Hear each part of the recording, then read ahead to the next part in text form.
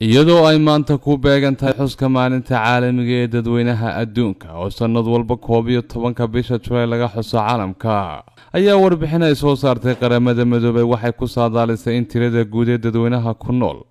wadamada caalamku ay gaari doonto qiyaas dhan 8 bilyan oo qof marka la gaaro 15 bisha November ee sanadkan 2022 iyadoo ay tirada guud ee dadweynaha adduunku ay hadda marayso 7 bilyan 960 milyan oo qof sida ay qaramada midoobay sheegaysa dalka Hindiya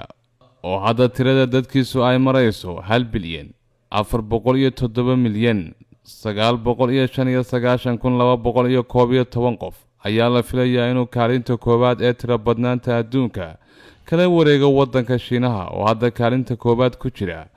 iyadoo tirada dadweynaha Shiinuhuna ay hadda marayso 1 bilyan 450 milyan 633,313 qof waxa kale oo qaramada midoobay ay sheegtay inay waqtigan si xawliya oo sare u socoto korarka tirada dadweynaha adduunku marka loo eego sida ay tirada dadku u kordhaysay xilliyadii hore iyadoo ay UN ku tusaale ahaan u soo qaateen in 100,000 oo sano ay dadweynaha caalamka ku qaadatay inay soo gaaraan 1 bilyan oo qof halka ay 200 oo sano ku qaadatay in tirada dadka adduunku ay 7 laab korodhay kadib markii ay gaadhay 7 bilyan oo qof sanadkii 2011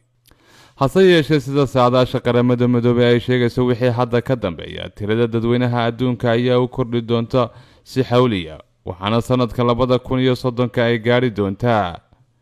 8.5 bilyan oo qof halka ay 2050 gaari doonto 9.7 bilyan oo qof sidoo kalena tiradu sare ayay u sii kacaysaa waxayna sanadka 2080 gaari doontaa 10.4 bilyan oo qof iyadoo kororka dadku oo aad u sareynayo ilaa inta uu dhamaanayo qarnigan hadda lagu jiro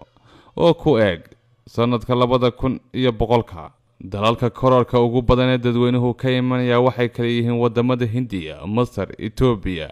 Nigeria, Jamhuuriyadda Dimuqraadiga Congo, Pakistan iyo Tanzania waxaana halkaasi ka muuqata in dalalka dadkoodu kordhayaan ay ugu badan yihiin dalalka ku yaala qaaradda Afrika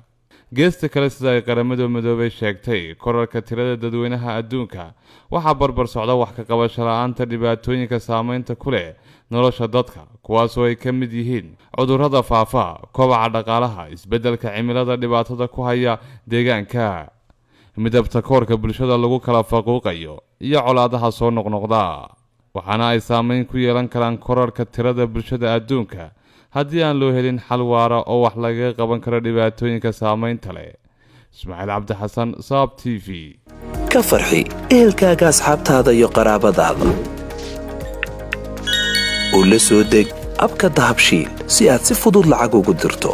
marka aad la soo degto applicationka Dahabshiil ee aad lacag ka dirayso isticmaal koodka khidmad la'aanta ee Tree oo ku sahlaya in 3 jeer ugu horeeya ee aad lacag dirayso aan wax khidmad ah laga qaadin Dahabshiil hawl fudaydiyahaaga maaliyadeed